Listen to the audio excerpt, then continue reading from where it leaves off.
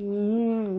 Hello all, అందరూ ఎలా ఉన్నారు? నేను మీ Pushpa. Welcome to Indian Delights. ఈరోజు రెసిపీ ఏంటనుకుంటున్నారా? చాలా టేస్టీగా నా స్టైల్లో మీరు గెస్ట్ చేయండి. గోంగూరతో ఏమేమి రెసిపీస్ చేసుకోవచ్చు, గోంగూరతో గోంగూర మిల్ మేకర్ కర్రీ కూడా చేసుకోవచ్చు. తెలుసా మీకు? చాలా టేస్టీగా నా స్టైల్లో చేసి చూపించేస్తాను ఈ వీడియోలో. ఎక్కడ స్కిప్ చేయకుండా ఎండ్ వరకు చూడండి. అలాగే వీడియో లైక్ చేసి ఛానల్ సబ్స్క్రైబ్ చేసుకొని పక్కనే ఉన్న బెల్ ఐకాన్ క్లిక్ చేయడం మర్చిపోవద్దు.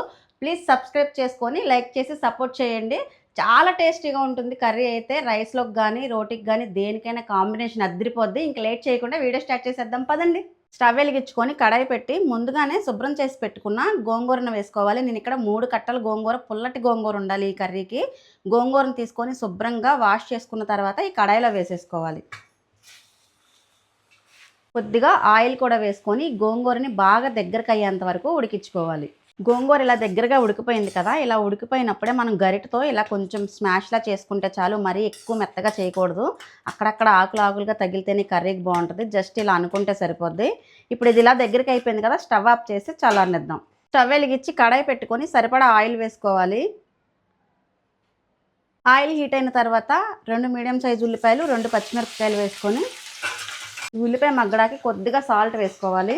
ఒక రెమ్మ కరివేపాకు కొని ఒకసారి బాగా కలిపి స్టవ్ని లో ఫ్లేమ్లో పెట్టుకొని ఉల్లిపాయ గోల్డెన్ బ్రౌన్ కలర్ వచ్చేంత వరకు మగ్గనిద్దాం. ఉల్లిపాయ బాగా వేగిన తర్వాత 1 టీ స్పూన్ అల్లం వెల్లుల్లి పేస్ట్ వేసుకోవాలి.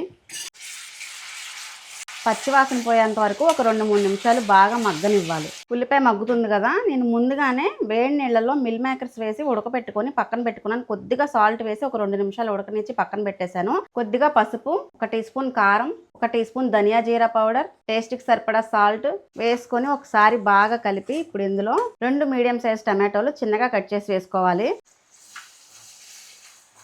ఇలా కలుపుకొని టమాటో మెత్తపడేంత వరకు 2 నిమిషాలు ఉడకనివ్వాలి. టమాటో చక్కగా మగ్గిపోయి ఆయిల్ పైకి తేలింది కదా. ఇప్పుడు ఇందులో మనం ముందుగా పిండేసి పక్కన పెట్టుకున్నాం కదా మిల్ మేకర్, ఇవన్నీ వేసేసుకోవాలి. ఉప్పు, కారం, మసాలా అంతా కూడా ఈ మిల్ మేకర్కి బాగా పట్టాలన్నమాట. నేను 3 కట్టల పుల్ల గోంగూరకి దగ్గరగా ఒక 100 గ్రామ్స్ మిల్ మేకర్ తీసుకున్నాను.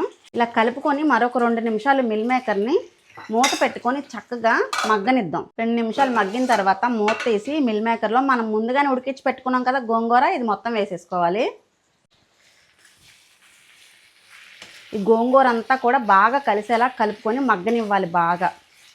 ఇంకా ఈ ఆయిల్లో గోంగూర కూడా మిల్ మేకర్తో పాటు వేగాలన్నమాట కొంచెం. ఇప్పుడు కొద్దిగా గ్రేవీకి సరిపడా వాటర్ని కూడా పోసుకోవాలి. నేను ఒక 1/2 గ్లాస్ మాత్రమే వేసాను.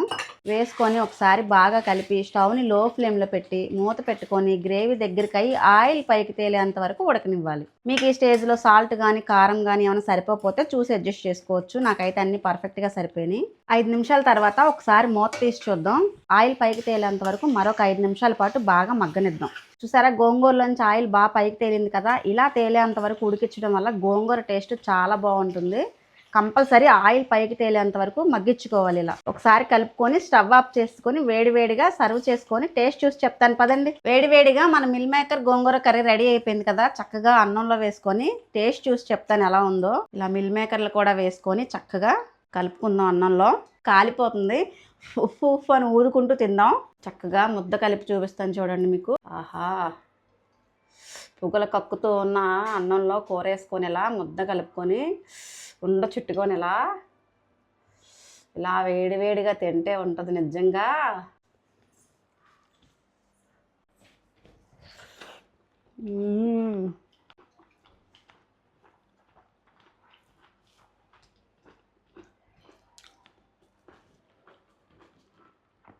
ఎంత బాగుందో.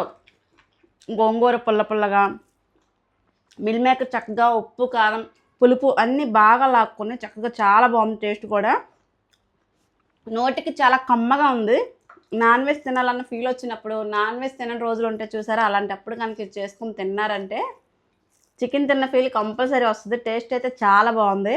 చాలా కమ్మగా పుల్లగా టేస్టీగా చాలా బాగుంది. నేనైతే తిని ఎంజాయ్ చేస్తాను. మీరు కూడా కంపల్సరీ ట్రై చేయండి. ఇలాంటి మరెన్నో మంచి రెసిపీస్ కోసం మన ఛానల్ సబ్స్క్రైబ్ చేసుకొని వీడియోని లైక్ చేయడం మర్చిపోవద్దు. మరో వీడియోతో మళ్ళీ కలుద్దాం. బాయ్.